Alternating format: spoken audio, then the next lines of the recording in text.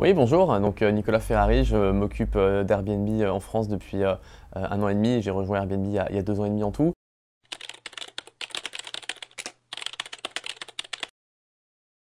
Donc la France est le deuxième pays pour Airbnb et traditionnellement Airbnb a quand même été beaucoup utilisé pour aller d'une ville à une autre, donc c'était beaucoup les Parisiens qui utilisaient Airbnb pour aller à New York, à Londres, à Berlin, etc.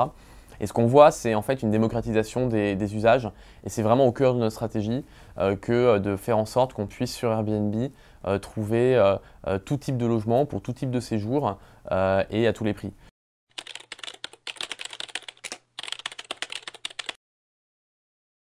Alors, on est plusieurs centaines de salariés aujourd'hui chez Airbnb, répartis dans une quinzaine de bureaux partout dans le monde. Et en fait, je pense que la façon la plus importante, la plus facile, j'ai envie de dire, de rester une start-up, c'est de continuer à donner un pouvoir entrepreneurial à ses salariés.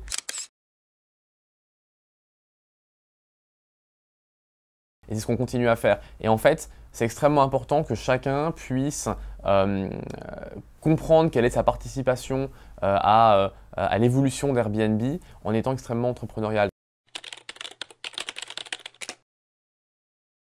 Donc on voyage de plus en plus, mais finalement, si la distribution a beaucoup évolué avec le digital, l'expérience en tant que telle a assez peu évolué.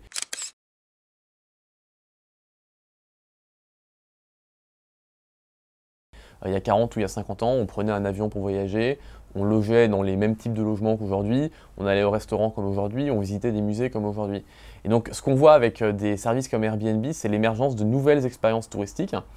Et donc en fait la digitalisation a permis dans un premier temps ces dernières années de modifier le paysage de la distribution touristique et maintenant permet aussi de modifier l'expérience touristique en tant que telle.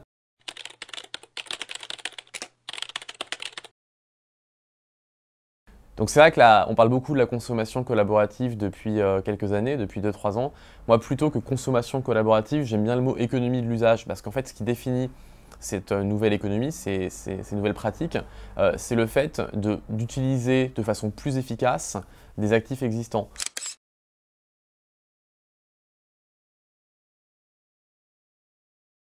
Donc par exemple dans le cas d'Airbnb, c'est le fait de dire il y a des appartements ou des chambres qui sont libres, donc on peut les utiliser pendant que leurs occupants habituels sont absents parce qu'ils sont partis en week-end ou en vacances par exemple. Pour la location de voitures entre particuliers, c'est pareil. Vous avez plein de voitures qui sont garées en permanence dans la rue. Pourquoi aller construire de nouvelles voitures alors que ces voitures-là sont disponibles?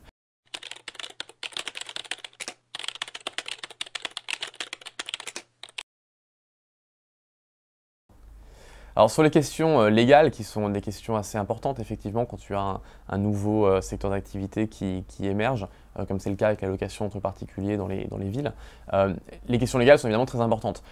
Souvent ce qui se passe quand on a un nouveau secteur qui émerge, c'est qu'on essaye d'appliquer sur ce nouveau secteur des lois existantes.